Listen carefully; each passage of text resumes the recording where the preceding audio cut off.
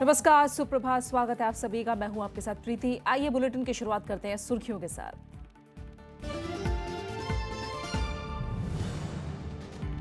उत्तराखंड में बागी कांग्रेस विधायकों की अगुवाई करने वाले कृषि मंत्री हरक सिंह रावत बर्खास्त। कांग्रेस का गैर बीजेपी सरकारों को अस्थिर करने का आरोप।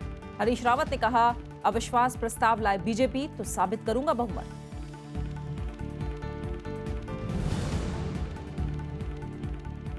बीजेपी राष्ट्रीय कार्यकारिणी की बैठक के पहले दिन आर्थिक प्रस्ताव पारित। ग्राम उदय से भारत उदय पर जोर। प्रधानमंत्री आज समापन सत्र को करेंगे संबोधित।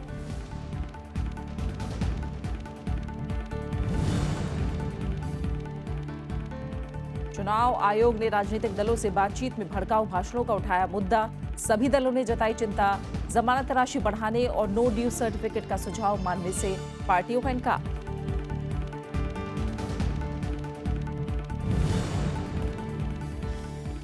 सीरिया में इस्लामिक स्टेट की मजबूत गढ़ राका में हवाई हमले, मारे गए 39 नागरिक, 60 से ज्यादा जख्मी। सऊदी अरब में हुए सड़क हादसे में मिस्र के 19 तीर्थयात्रियों की मौत।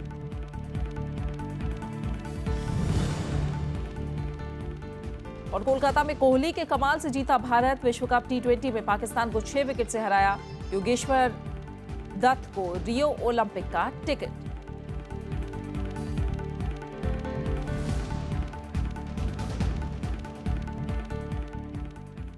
उत्तराखंड में जारी संकट के बीच राज्यपाल के पॉल ने मुख्यमंत्री हरीश रावत को 28 मार्च तक विश्वास मत हासिल करने के लिए कहा है। हरीश रावत कह रहे हैं कि बीजेपी अविश्वास मत लाए तो वो बहुमत साबित करेंगे। इस बीच बागियों का नेतृत्व करने वाले कृषि मंत्री हरक सिंह रावत को मंत्रिमंडल से बर्खास्त कर दिया गया है। इधर कांग्रेस के बागी विधायक और बीजेपी विधायक दिल्ली में जमे हुए हैं। उत्तराखंड में हरीश रावत सरकार को 28 मार्च तक सदन में विश्वास मत हासिल करना है। शुक्रवार को बीजेपी और कांग्रेस के 9 बागी विधायकों ने हरीश रावत सरकार को बर्खास्त करने की मांग की थी। इसके बाद राज्यपाल ने इस बारे में मुख्यमंत्री हरीश रावत को चिट्ठी लिखी है। दूसरी ओर उत्तराखंड विधानसभा अध्यक्ष ने दल बदल कानून के तहत बागी विधायकों को नोटिस भेजा है। हालांकि मुख्यमंत्री हरीश रावत का कहना है कि वो बहुमत साबित करने के लिए तैयार हैं। कि हम सदन में अपना बहुमत सिद्ध करने के लिए तैयार। वो कंडक्ट गलत है, कानून के विपरीत है, उनको ये हम समझा रहे हैं। और जो लोग अपनी गलती स्वीकार करेंगे, जो नहीं करेंगे तो फिर जो कानून कहता है, कानून के तहत आवश्यक कार्रवाई की जाएगी। डैमेज कंट्रोल में जुटी कांग्रेस जहां कुछ बागी विधायकों को मनाने में लगी है, वहीं विजय बहुगुणा और हरक सिंह रावत को लेकर पार्टी का रुख सख्त है। कांग्रेस का आरोप है कि बीजेपी पैसे के दम पर कांग्रेस सरकार को गिराना चाहती है। मुझे पूरा विश्वास है कि वो इस पर विचार करेंगे और जो हो गया उसको भुला करके दोबारा जो है वो कांग्रेस को सशक्त करने का काम करेंगे। देखिए, हरक सिंह रावत जी उन्होंने जो काम किया वो अक्षम्य है। बीजेपी कांग्रेस के आरोपों को खारिज कर रही है। पार्टी का कहना है कि जरूरत होने पर वो राष्ट्रपति के सामने विधायकों की परेड कराने को तैयार है। कांग्रेस के लोग कांग्रेस से बगावत करके हमारे साथ आए। वे हरीश रावत की सरकार से बहुत परेशान थे, उनके भ्रष्टाचार से परेशान थे, उनके तानाशाही से परेशान थे, इसलिए हमारे साथ आए। क्या आप राष्ट्रपति से भी मुलाकात आवश्यकता पड़ी तो। दरअसल शुक्रवार को विधानसभा में बजट पास कराने के दौरान कांग्रेस के 9 विधायकों ने बगावत कर दी। 70 सदस्यीय उत्तराखंड विधानसभा में कांग्रेस के 36 विधायक हैं और उसे पीडीएफ के 6 विधायकों का समर्थन हासिल है। वहीं बीजेपी के 28 विधायक हैं। ऐसे में कांग्रेस के 9 बागी विधायकों की सदस्यता खत्म होने का मतलब है कि कोई भी दल सरकार बनाने की स्थिति में नहीं होगा। Bureau report, Rajya Sabha TV. BJP के राष्ट्रीय कार्यकारिणी और पदाधिकारियों की 2 दिवसीय बैठक का आज दूसरा दिन है। पहले दिन आर्थिक प्रस्ताव पारित किया गया। इस प्रस्ताव में केंद्र सरकार के बजट में ग्रामीण क्षेत्र के विकास पर जोर दिए जाने का प्रमुख रूप से उल्लेख है। पार्टी ने दावा किया कि पहले किसी सरकार ने ग्रामीण क्षेत्र के लिए इतनी बड़ी राशि का आवंटन नहीं किया। पार्टी अध्यक्ष अमित शाह ने नई फसल बीमा योजना का हवाला देते हुए किसानों के प्रति सरकार की प्रतिबद्धता को जाहिर किया। प्रस्ताव में कांग्रेस की आलोचना करते हुए कहा गया है कि वो पूंजी के स्तर पर अपने लोगों को फायदा पहुंचाती थी, जबकि बीजेपी ने सच्चा पंचायती राज कायम किया है। पहला प्रस्ताव ग्राम उदय से भारत उदय, यानी यदि भारत का विकास होना चाहिए, देश का विकास होना चाहिए, वो गांव के विकास के बिना हो नहीं सकता। इसलिए पूरा इस बार का बजट का पूरा दिशा ग्रामीण विकास के बारे में रहा। शनिवार को दिल्ली में हुई इस बैठक में प्रधानमंत्री नरेंद्र मोदी ने पार्टी नेताओं और कार्यकर्ताओं से कहा कि वो सरकार की उपलब्धियों को लोगों तक पहुंचाने के लिए सोशल मीडिया का इस्तेमाल करें। इस मौके पर बीजेपी अध्यक्ष अमित शाह ने कहा कि देश विरोधी गतिविधियों को अभिव्यक्ति की आजादी नहीं माना जा सकता है। उन्होंने कहा कि बीजेपी आलोचना का पूरा सम्मान करती है, लेकिन देश विरोधी गतिविधियों को बर्दाश्त नहीं किया जाएगा। बैठक में देश की वर्तमान राजनीतिक स्थिति, संगठन और 5 राज्यों के विधानसभा चुनाव में पार्टी की रणनीति पर भी चर्चा हो रही है। पार्टी और सरकार की पूरी आलोचना का सम्मान करती है, लेकिन देश की आलोचना नहीं सही जाएगी। देश विरोधी गतिविधियों को अभिव्यक्ति की आजादी के नाम पर न्यायोचित नहीं कहा जा सकता। जितनी बड़ी संख्या में केरल में हमारे कार्यकर्ताओं पर हमले हो रहे हैं, उनकी हत्या हो रही है, बंगाल में भी हमले हो रहे हैं, हत्या करने की कोशिश की गई है, इसके लिए उन्होंने उसकी भर्त्सना की। प्रधानमंत्री नरेंद्र मोदी ने खेती को आधुनिक बनाने पर जोर दिया है और दूसरे हरित क्रांति की जरूरत बताई है। दिल्ली के IARI में कृषि उन्नति मेले की शुरुआत करते हुए उन्होंने किसानों की आय बढ़ाने के लिए सिंचाई के साथ ही नई तकनीक और आविष्कारों के इस्तेमाल की जरूरत बताई। दिल्ली में भारतीय कृषि अनुसंधान परिषद के परिसर में 3 दिन तक चलने वाले कृषि उन्नति मेले की शनिवार को शुरुआत हो गई। मेले का उद्घाटन करते हुए प्रधानमंत्री नरेंद्र मोदी ने किसानों की आय और ग्रामीण अर्थव्यवस्था को बढ़ावा देने पर जोर दिया। उन्होंने कहा कि दूसरी हरित क्रांति जल संसाधन के साथ विज्ञान, तकनीक और नए आविष्कारों पर निर्भर है और इसलिए दूसरी कृषि क्रांति विज्ञान के आधार पर, टेक्नोलॉजी के आधार पर, आधुनिक आविष्कारों के आधार पर करना आवश्यक हो गया है। प्रधानमंत्री ने कहा कि खाद्य प्रसंस्करण उद्योग को बढ़ावा देने से किसानों को इसका सीधा फायदा मिलेगा। प्रधानमंत्री बीमा योजना और प्रधानमंत्री सिंचाई योजना के जरिए किसानों को खुशहाल बनाने के लिए सरकार काम कर रही है। साथ ही मनरेगा योजना के तहत भी कृषि सिंचाई पर फोकस किया जाएगा। जितना ज्यादा फूड प्रोसेसिंग होगा, उतना ही ज्यादा हमारे किसान की आय बढ़ने वाली है। जितना ज्यादा वैल्यू एडिशन करेंगे, उतनी कमाई बढ़ने वाली है। प्रधानमंत्री ने इस मौके पर मध्य प्रदेश, हरियाणा समेत 8 राज्यों को कृषि कर्मण पुरस्कार से सम्मानित किया। साथ ही किसान सुविधा ऐप को लॉन्च किया। 3 दिन में इस मेले में नई कृषि योजनाओं और प्रौद्योगिकी के बारे में सूचना दी जाएगी। साथ ही कई कार्यशालाओं का आयोजन किया जाएगा। Bureau report, Rajya Sabha TV. Congress ने सड़क परिवहन मंत्री नितिन गडकरी को कैबिनेट से बर्खास्त करने की मांग की है। पार्टी महासचिव दिग्विजय सिंह ने जोजिला पास में टनल बनाने से जुड़ा ठेका देने में गड़बड़ियों का आरोप लगाया है। उन्होंने एक प्रेस कॉन्फ्रेंस में कहा कि पहले IRB इंफ्रास्ट्रक्चर को ये ठेका दिया गया और फिर CVC किराए पर इसे रद्द कर दिया गया। उन्होंने ये मामला संसद की स्थायी समिति के पास भेजने की मांग भी की है।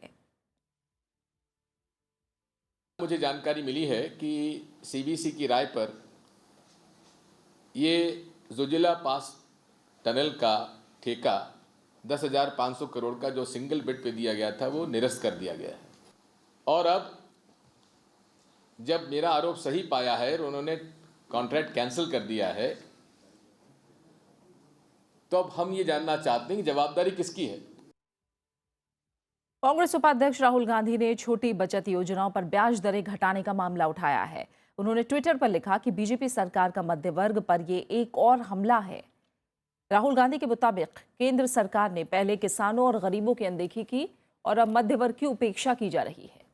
वित्त मंत्रालय ने शुक्रवार को PPF, किसान विकास पत्र, राष्ट्रीय बचत पत्र और सुकन्या समृद्धि जैसी योजनाओं पर ब्याज दरों में कटौती की थी। ये फैसला 3 महीने के लिए है और फिर इसकी समीक्षा होगी।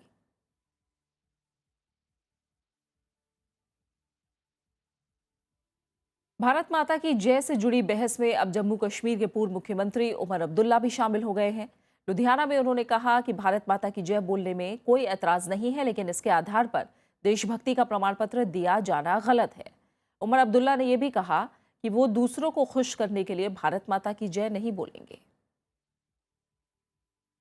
मैं जो हूं वो हूं, मुझे बार बार इस चीज को साबित करने की जरूरत नहीं पड़नी चाहिए। अब आप लोग मुझे कहेंगे भारत माता की जय कहिए, है ना, क्यों ना, मैं जो हूं सो हूं, मुझे किसी के सर्टिफिकेट की जरूरत नहीं है। इधर राजद्रोह के आरोप में गिरफ्तार दिल्ली विश्वविद्यालय के पूर्व प्रोफेसर SAR गिलानी को जमानत मिल गई है। दिल्ली के पटियाला हाउस कोर्ट ने शनिवार को 50,000 की निजी मुचलके पर उन्हें जमानत दी है। अदालत ने गिलानी को पुलिस के साथ जांच में सहयोग करने और देश छोड़कर नहीं जाने की हिदायत दी है। उन्हें 16 फरवरी को गिरफ्तार किया गया था। गिलानी पर 10 फरवरी को प्रेस क्लब में कार्यक्रम आयोजित करके देश विरोधी नारे लगाने का आरोप है।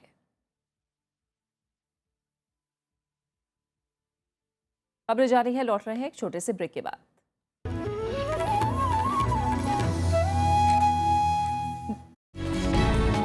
मुद्दा है कि क्या देश का कोई नागरिक भारत माता की जय बोलने से इनकार कर सकता है? तो आप भारत माता को ही खारिज कर रहे हैं, तो यह राष्ट्रवाद के विपरीत नहीं नैरेटिव है तो और क्या है? आप बोलोगे कि बोलना ही पड़ेगा तो नहीं बोलेंगे साहब।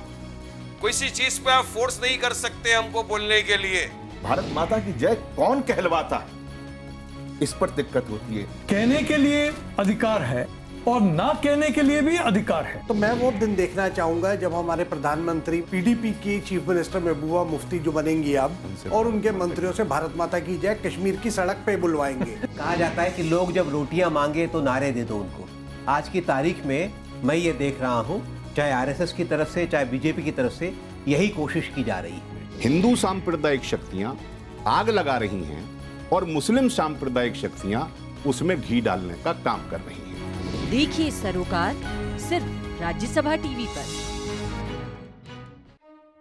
कलम गवाह है कि पहले अंक में मुलाकात वरिष्ठ संपादक S निहाल सिंह के साथ। जब झगड़ा हो रहा था जनता पार्टी गवर्नमेंट में रोज, वाजपेयी जी कहते हैं भाई मैं तो ये कहता हूँ कि इससे अच्छा तो ये है इंदिरा जी वापस आ जाए।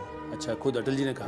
रामनाथ जी थे, उन्होंने मुझे बड़ा बायस एडिटोरियल भेजा, तो मुझे यही खेद है कि मैंने वो रखा नहीं एडिटोरियल में है, मैंने वो फेंक दिया वेस्ट पेपर पास में। कलम गवाह है, शीर्ष संपादकों से संवाद, सिर्फ राज्यसभा टेलीविजन पर। आज हम बात करने जा रहे हैं भगत सिंह और उनके साथियों के दस्तावेज पर। उनके लिए लिबरेशन जो है ना वो महत्वपूर्ण था, भारत की जनता की मुक्ति। हम लोग बम और पिस्तौल के लिए नहीं क्रांति के लिए लड़ रहे, हमें जरूरत है कि हम जनता के बीच जाएं, उनके संगठन बनाएं, जन संगठनों के जन चेतना के जरिए हमें वो करना है। भगत सिंह और उनके साथियों के दस्तावेज पर मशहूर लेखक प्रोफेसर चमन लाल से खास बातचीत, सिर्फ राज्यसभा टीवी पर। आदिवासियों का हाल जानने के सिलसिले में आज हम मध्य प्रदेश के बिस्टान पहुंच चुके हैं। मध्य प्रदेश के आदिवासियों को कीटनाशक ने बनाया कर्जदार। जो पहले जो बीज बोता था तो 10 साल लग वो बीज रखे तो वो बीज पकड़ो दवाइयों ने बीजुद में चली जाए, कभी अच्छे फसल आवते थोड़े बहुत बचे। बाजार में जाके कि आज हमारे पास 2 रुपया 1 रुपया हो ही नहीं, आज साहब सेठ मेरे को दवा 4 दिन 8 दिन की उधार दे दे, तो वो छोटा किसान का जब दवा नहीं मिलेगी। किसान से बना मजदूर, आखिर क्यों? देखिए मैं भी भारत, सिर्फ राज्यसभा टीवी पर।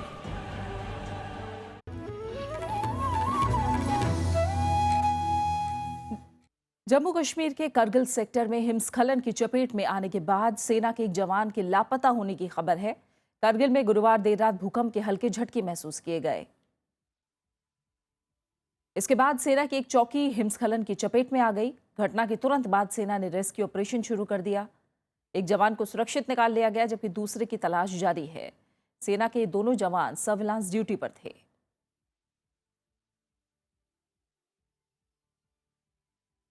झारखंड के लातेहार में 2 पशु व्यापारियों की हत्या के मामले में पुलिस ने 5 लोगों को गिरफ्तार किया है। गिरफ्तार लोगों में एक शख्स स्थानीय गौरक्षा समिति से जुड़ा हुआ है। गौरतलब है कि शुक्रवार को राजधानी रांची से करीब 100 किलोमीटर दूर बालूमाथ के जंगल में 2 युवकों को कुछ लोगों ने बुरी तरह पीटा था। इसके बाद दोनों को पेड़ से लटकाकर फांसी दे दी गई। मारे गए दोनों युवक रिश्तेदार थे और मवेशियों का कारोबार करते थे। युवकों की हत्या के बाद इलाके में तनाव है। यहां गुस्साए लोगों ने पुलिस पर पथराव किया। भीड़ को नियंत्रित करने के लिए पुलिस को लाठीचार्ज और हवाई फायरिंग करनी पड़ी। झड़प में लातेहार के एसडीओ समेत 4 लोग घायल हुए हैं। तनाव के बाद इलाके में धारा 144 लगा दी गई थी।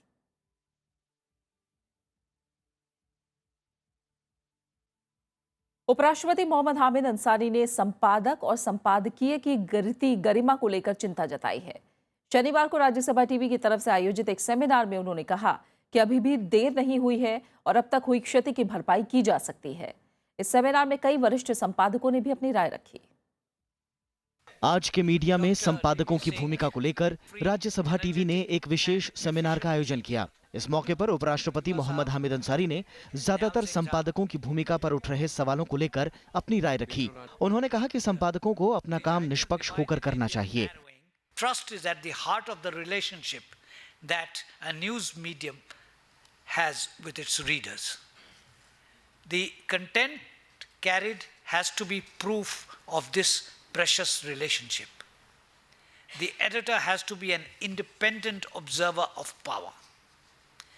This independence is a cornerstone of reliability. उपराष्ट्रपति ने कहा कि सोशल मीडिया संपादकों के सामने एक नई चुनौती है। उन्होंने संपादकों को बदलते डिजिटल युग में नए प्रयोग अपनाने की सलाह दी।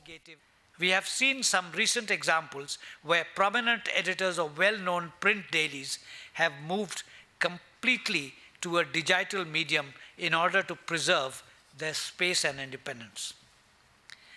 With the digital divide in India narrowing, this might provide us a way out for the editors. We have already seen this happen in the United States, where as the news and readers both moved to the digital medium, so did the editors. Seminar में वरिष्ठ संपादक S निहाल सिंह ने पत्रकारिता के सुनहरे दिनों को याद किया। In our days, younger days, print was king. But now it is a totally different situation because you have television, and especially several private channels, and they have, we've had our glorious days as editors, and we are seeing a diminishing role for the editorial sections in various media organizations. वरिष्ठ संपादक और पूर्व राज्यसभा सदस्य HK. दुआ ने मजबूत लोकतंत्र के लिए ईमानदार पत्रकारिता की वकालत की। If you are not with us, you are against us. Now that kind of atmosphere is totally, I would say, abhorrent, and editors will have to find ways how to tackle that situation in keeping the freedom intact. Seminar में शिरकत करने आए कई वरिष्ठ संपादकों ने ये माना कि संपादकों की भूमिका सवालों के घेरे में है। ऐसे में ये नैतिक जिम्मेदारी बनती है कि वो इस पर विचार करें ताकि लोकतंत्र के चौथे स्तंभ की मजबूती बनी रहे। Bureau report, Rajya Sabha TV. वित्त मंत्री अरुण जेटली ने पारसी समुदाय को बाकी समुदायों के लिए आदर्श बताया है। पारसी समुदाय के लिए आयोजित एक खास कार्यक्रम के दौरान उन्होंने ये बात कही। कल से शुरू हुए इस कार्यक्रम का आयोजन अल्पसंख्यक मामलों के मंत्रालय और संस्कृति मंत्रालय मिलकर कर रहा है।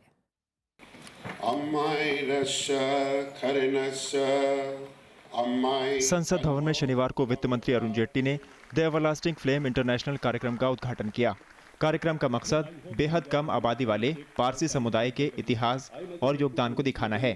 अरुण जेटली ने कहा कि जनसंख्या बहुत कम होने के बावजूद पारसी समुदाय ने खुद को कभी अल्पसंख्यक के तौर पर पेश नहीं किया। The smallest minority in India has really never felt that it's a minority. It's never regarded itself as one. And therefore it is this mindset which has enabled it to be in many standards a role model for the rest of the country. समारोह में अल्पसंख्यक मामलों की मंत्री नजमा हेपतुल्ला और संस्कृति मंत्री महेश शर्मा समेत देश विदेश के जाने माने लोग मौजूद थे। नजमा हेपतुल्ला ने पारसी समुदाय की घटती आबादी पर चिंता जताई। To arrest the decline number of Parsi Zoroastrian community in India, my ministry has initiated a scheme, Geo Parsi. All my life, I've been working to keep the population less. But in case of the Parsis, I say, please have more children. Delhi के राष्ट्रीय संग्रहालय में पारसी समुदाय के इतिहास, आस्था और परंपराओं को लेकर प्रदर्शनी का भी आयोजन किया गया है। ये कार्यक्रम दूसरे शहरों में भी आयोजित किए जाएंगे। नवविक्रम सिंह, राज्यसभा टीवी। अंतर्राष्ट्रीय सूफी कॉन्फ्रेंस का आज आखिरी दिन है। इससे पहले सम्मेलन के तीसरे दिन विश्व में मौजूदा आतंकवाद के संकट से कैसे निपटा जाए, इस पर चर्चा की गई। दुनिया भर से आए सूफी विद्वानों ने सूफी लिटरेचर और शिक्षा को पाठ्यक्रम में शामिल करने की वकालत की। अंतर्राष्ट्रीय सूफी कॉन्फ्रेंस में इस्लामिक विद्वानों ने आतंकवाद की तमाम शक्लों से निपटने के लिए शनिवार को अपनी अपनी राय पेश की। इनका मानना है कि स्कूलों, कॉलेजों और विश्वविद्यालयों के जरिए हम सूफी तालीमात को आम कर सकते हैं। ज़रूरी है कि स्कूल में, कॉलेज में, यूनिवर्सिटीज़ से भी इस सूफीज़म को जो है एक सूफ़ी चेयर कायम किया जाए, जिसके ज़रिए सूफ़ी तालीमात आम हों। स्टूडेंट्स के ज़रिए जब स्टूडेंट्स तक पहुंचेगी तो वो अपनी औलादों को वो चीज़ सिखाएगी। सूफी विद्वानों का ये भी मानना है कि विश्व के जिन देशों में सूफीवाद है वहाँ शांति है, और जो सूफीवाद से भटक गए हैं वहाँ कट्टरता है। विश्व के जिन देशों में सूफीवाद है वहाँ शांति है, और जहाँ सूफीवाद से लोग भटक गए हैं कट्टरवाद की तरफ, वहाँ अशांति है। तो उन्होंने देखा कि अगर भारत में भी एकता और शांति को बरकरार रखना है और कहीं न कहीं अलगतावादी ताकतों को रोकना है, तो सूफीवाद को बढ़ाना ह्यूमैनिटी के लिए, मानवता के लिए भी ये बहुत ज़रूरी है। 4 दिन के सूफी कॉन्फ्रेंस का उद्घाटन प्रधानमंत्री नरेंद्र मोदी ने किया था। कॉन्फ्रेंस में दुनिया के 200 विदेशी सूफी मामलों के जानकार और विद्वानों के अलावा भारत की सभी छोटी बड़ी खानकाहों और मज़ारों के प्रमुख हिस्सा ले रहे हैं। आज़ाद हिंदुस्तान में पहली बार 4 दिवसीय अंतर्राष्ट्रीय सूफी कॉन्फ्रेंस का आयोजन हुआ। इसमें दुनिया भर से सूफिया इकराम ने आतंकवाद के खिलाफ खुलकर अपनी राय रखी। उन्होंने कहा कि सिर्फ सूफी तालीम और लिटरेचर के ज़रिए ही आतंकवाद और दहशतगर्दी को नेस्त नाबूद किया जा सकता है। कैमरामैन जितेंद्र के साथ मोहम्मद फातेह टीपू, राज्यसभा टीवी, दिल्ली। कुछ अहम अंतर्राष्ट्रीय खबरें। सऊदी अरब में तीर्थयात्रियों से भरी एक बस पलटने से 19 लोगों की मौत हो गई, जबकि 22 लोग जख्मी हुए हैं।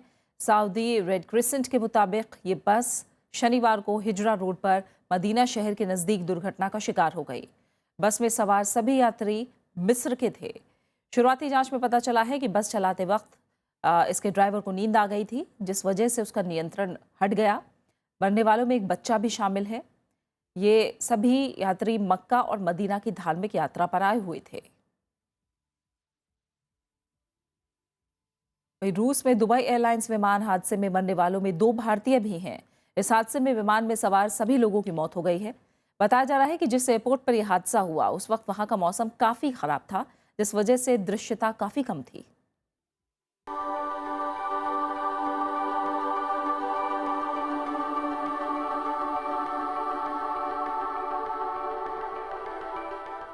ये फ्लाई दुबई के बोइंग 737 की तस्वीरें हैं। शनिवार को दुबई से रूस जा रहा यह विमान रूस के दक्षिणी शहर रोस्तोव ऑन दोन में दुर्घटनाग्रस्त हो गया। विमान में 55 यात्रियों समेत कुल 62 लोग सवार थे।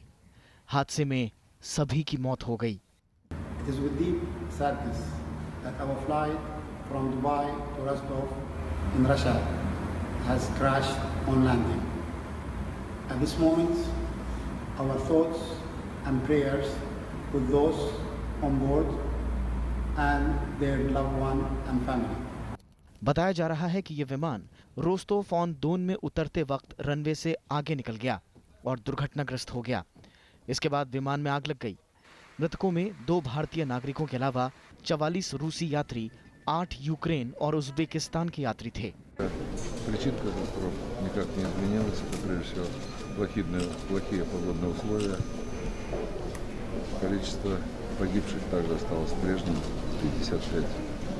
स्थानीय मीडिया के मुताबिक जिस वक्त यह हादसा हुआ उस वक्त मौसम विभाग की तरफ से तेज हवाओं के चलने की चेतावनी जारी की गई थी और तेज बारिश भी हो रही थी। हादसे की वजहों की जांच शुरू कर दी गई है। Bureau report, Rajya Sabha TV. बात क्रिकेट की। वर्ल्ड T20 में पाकिस्तान पर भारत की जीत का सिलसिला जारी है। कोलकाता में खेले गए मुकाबले में भारत ने पाकिस्तान को 6 विकेट से हरा दिया। भारत की जीत में विराट कोहली का अहम योगदान रहा। वो 37 गेंदों पर 55 रन बनाकर नॉट आउट रहे। जीत के लिए 119 रनों के लक्ष्य का पीछा कर रहे भारत ने 15.5 ओवरों में 4 विकेट पर 119 रन बनाए। बारिश की वजह से बाधित मैच में पाकिस्तान ने पहले बल्लेबाजी करते हुए निर्धारित 18 ओवरों में 5 विकेट पर 118 रन बनाए थे। कप्तान धोनी 9 गेंदों पर 13 रन बनाकर नाबाद रहे। इससे पहले युवराज ने 23 गेंदों पर 24 रनों की पारी खेली। बारिश के कारण मैच देर से शुरू हुआ और मैच को 18-18 ओवरों का कर दिया गया था। भारत के कप्तान महेंद्र सिंह धोनी ने टॉस जीतकर पहले फील्डिंग करने का फैसला किया था।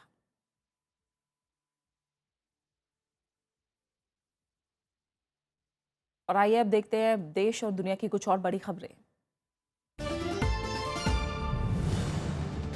भारत के मुख्य न्यायाधीश टीएस ठाकुर ने कहा है कि गर्मियों की छुट्टी में भी अदालतों में सुनवाई होनी चाहिए। हालांकि उन्होंने कहा कि दोनों पक्षों के वकीलों की सहमति से ही ऐसा होना चाहिए। जम्मू कश्मीर और हिमाचल प्रदेश में पिछले 24 घंटे में हुई तेज बारिश ने आम जनजीवन पर असर डाला है। कई जगहों पर भूस्खलन भी हुआ है। आपदा विभाग ने खतरे वाली जगहों से लोगों को हटाना शुरू कर दिया है। महाराष्ट्र के शनि शिंगणापुर मंदिर में प्रवेश करने वाली भूमाता ब्रिगेड की कार्यकर्ता तृप्ति देसाई को पुलिस ने मंदिर से बाहर कर दिया है। शनि शिंगणापुर में महिलाओं के प्रवेश के बावजूद तृप्ति देसाई ने मंदिर में प्रवेश किया था। देहरादून की एक अदालत ने पुलिस के घोड़े शक्तिमान को जख्मी करने के आरोपी बीजेपी विधायक गणेश जोशी को जमानत देने से इनकार कर दिया है। गणेश जोशी को शुक्रवार को गिरफ्तार किया गया था। श्रीलंका के राष्ट्रपति मैत्रीपाला सिरिसेना ने तमिल संघर्ष के दौरान हुए युद्ध अपराधों की जांच के लिए अंतर्राष्ट्रीय जजों की नियुक्ति को मंजूरी नहीं दी है। 2014 के संयुक्त राष्ट्र के प्रस्ताव में श्रीलंका को मानवाधिकार उल्लंघन की जांच के लिए अंतर्राष्ट्रीय पैनल के गठन की हिदायत दी गई थी। संयुक्त राष्ट्र महासचिव बान की मून ने दुनिया में बढ़ती असहनशीलता पर चिंता जताई है। उन्होंने विश्व समुदाय से नफरत फैलाने वालों से बचने की अपील की है। अंतर्राष्ट्रीय नस्लीय भेदभाव उन्मूलन दिवस के मौके पर उन्होंने ये बात कही। भारतीय मूल के अमेरिकी प्रोफेसर टीवी पॉल की अमेरिका में इंटरनेशनल स्टडी एसोसिएशन का अध्यक्ष नियुक्त किया गया है। प्रोफेसर पॉल इसी हफ्ते पद संभालेंगे। केरल में जन्मे टीवी पॉल इससे पहले ISA के उपाध्यक्ष पद पर थे। तुर्की के शहर इस्तांबुल में हुए बम धमाके में 5 लोगों की मौत हो गई, जबकि 20 लोग जख्मी हुए हैं। ये धमाका इस्तांबुल के मुख्य बाजार में हुआ। जुलाई से अब तक तुर्की में हुआ ये 5वां बम धमाका है। 6 दिन पहले राजधानी अंकारा में हुए धमाके में 35 लोगों की मौत हुई। भारत के स्टार पहलवान योगेश्वर दत्त ने रियो ओलंपिक के लिए क्वालिफाई कर लिया है। कजाकिस्तान में एशियाई ओलंपिक क्वालिफिकेशन टूर्नामेंट में 65 किलोग्राम के फाइनल में पहुंचकर उन्होंने रियो ओलंपिक का टिकट पक्का कर लिया। योगेश्वर रियो ओलंपिक के लिए क्वालिफाई करने वाले भारत के दूसरे पहलवान।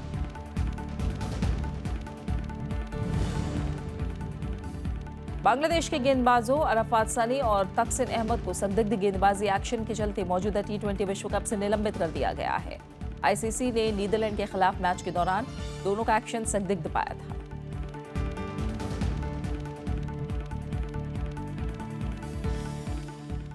और अब आखिर में हेडलाइंस पर एक नजर डालते हैं। उत्तराखंड में बागी कांग्रेस विधायकों की अगुवाई करने वाले कृषि मंत्री हरक सिंह रावत बर्खास्त। कांग्रेस का गैर बीजेपी सरकारों को अस्थिर करने का आरोप। हरीश रावत ने कहा, अविश्वास प्रस्ताव लाए बीजेपी तो साबित करूंगा बहुमत। बीजेपी राष्ट्रीय कार्यकारिणी की बैठक के पहले दिन आर्थिक प्रस्ताव पारित। ग्राम उदय से भारत उदय पर जोर। प्रधानमंत्री आज समापन सत्र को करेंगे संबोधित।